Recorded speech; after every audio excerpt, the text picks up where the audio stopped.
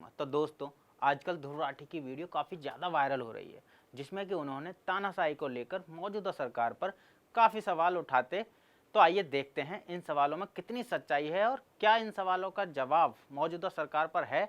तो वीडियो के स्टार्टिंग में ही ध्रुव राठी के सवाल उठाते हैं, क्या हमारे देश में डेमोक्रेसी खत्म हो चुकी है? नहीं भाई, ऐसे कैसे खत्म हो जाएगी। लोकतांत्रिक देश है हमारा, यहाँ पर सब लोग संविधान से चलते हैं, जनता द्वारा नेता तय किए जाते हैं, वोट डालने पर ही लोकसभा सांसद चुने जाते हैं, फिर हमारे प्रधानमंत्री कौन होंगे वह चुने जाते हैं। तो भाई ओबेसिली इसमें डेमोक्रेसी को खतरा कहाँ है। फिर ध्रुव राठी सवाल उठाते हैं कि सरकार ने जनता से प्रोटेस्ट करने का अधिकार भी छीन लिया है। मतलब अगर जनता प्रोटेस्ट करती है तो उन पर आंसू गैस के गोले बरसाए जाते हैं।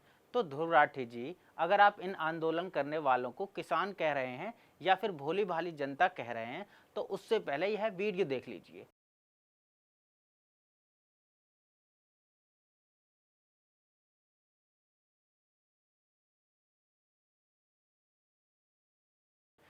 यह वीडियो देखने के बाद भी लगता है कि यह किसान है, यह सच्चे देशभक्त हैं। भाई यह खालिस्तान अलग देश बनाने की पूरी साजिश है। तो भाई पहले उनकी भावनाओं को जानो, फिर ये वाले किसान नहीं हैं। इन्होंने पिछली बार भी आंदोलन में दंगा फैलाया था, लाल किले पर चढ़े थे। इनकी वजह से असली किसान और भोली भाली मिडिल क्लास जनता को कितनी समस्या से सामना करना पड़ा था, वह तो आपको पता ही नहीं होगा, क्योंकि आप यहाँ रहते ही नहीं, आप तो जर्मनी रहते हैं। तो वीडियो में थोड़ा आगे चलते ही ध्रुव राठी जी सवाल उठाते हैं इलेक्शन कमीशन ऑफ मतलब भारत निर्वाचन आयोग पर।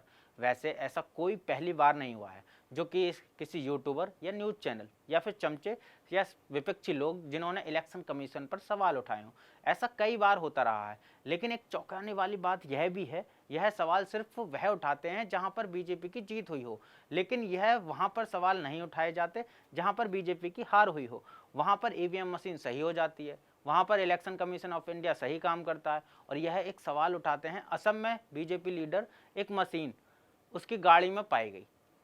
यह सब एक न्यूज आर्टिकल को पढ़कर बोल रहे हैं। तो मैं आपको कुछ फुटेज दिखाना चाहूंगा। On social media, and given this video that's now gone viral, the BJP has filed a complaint over the same with the cops and election commission as well. The Congress so far maintaining यह video है कर्नाटक की, जहां पर कांग्रेस के कार्यकर्ता vote देने वाले को 500 में वोट खरीद रहे हैं।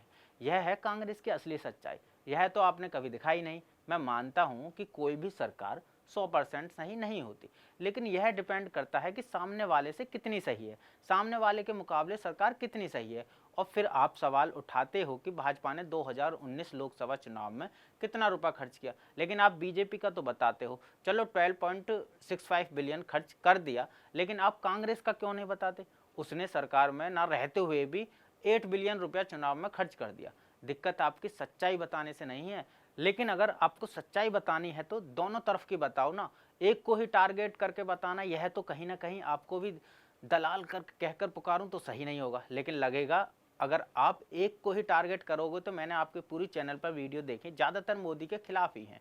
और जहाँ तक कि आपने जो भी मुद्दे उठाए हैं सही भी हैं, लेकिन वहीं पर आप दूसरी पार्टी की जो गलतियां हैं उनको इग्नोर करते हुए दिखाई देते हैं।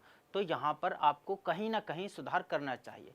फिर आप कहते हो कि सरकार ईडी का यूज करके विपक्ष के नेताओं पर दबाव डालती है, उन पर जांच बिठाती है। तो यह बात तो आप विपक्षी नेताओं से पूछें कि जैसे कि केजरीवाल जी पहले तो चिल्ला चिल्ला कर कहते हैं कि हमारे नेताओं पर जांच करवा कर दिखाओ, हम पर जांच करवा कर दिखाओ। जब जांच हो जाती है तो फिर मुंह फाड़ फाड़ के रोने लगते हैं। यहाँ तो गुरु पकड़े गए, सीधा सीधा आप आम आदमी के पक्ष में बोल रहे हो।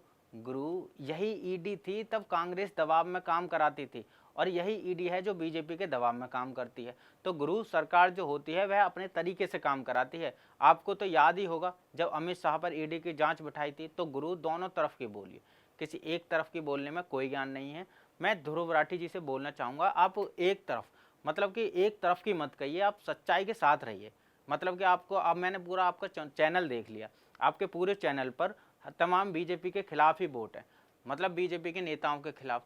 तो आप हमेशा बोलना है तो दूसरे विपक्ष की सरकार पर भी बोलिए। हाँ, मैं मान सकता हूँ कि कोई भी पार्टी 100% सही नहीं है, कोई भी पार्टी मतलब बिल्कुल सारे फैसले उसके सही नहीं होते। ठीक है, तो नमस्कार दोस्तों, मैं वीडियो को विराम देना चाहता हूँ। फिर मिलते हैं नेक्स्ट वीडियो में। जाते जाते वीडियो को लाइक शेयर सब्सक्राइब जरूर करिएगा।